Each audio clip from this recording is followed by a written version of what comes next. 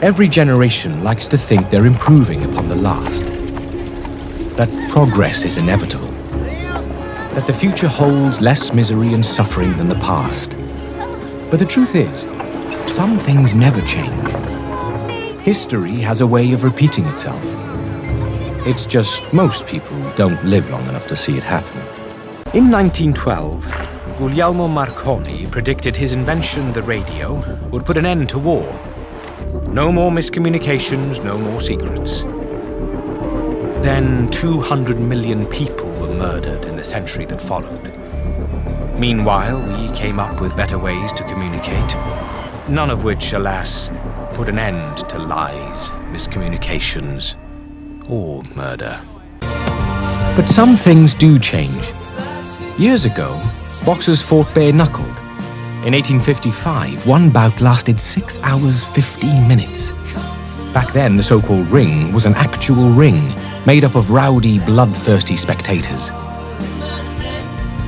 That's not to say that fights are fair today. The big guy's gloves are still loaded a little heavier.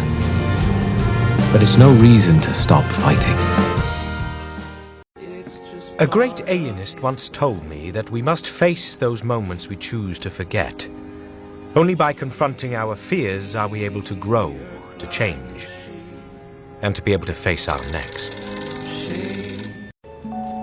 The average person is said to apologize 12 times a day. Often it's to atone for a past wrong, an attempt to heal an old wound. But there are some wounds that can never be healed. They run too deep. Atonement can take many forms. A heartfelt apology, a grand gesture, a silent prayer, or something more complex, more grey, more difficult to decipher.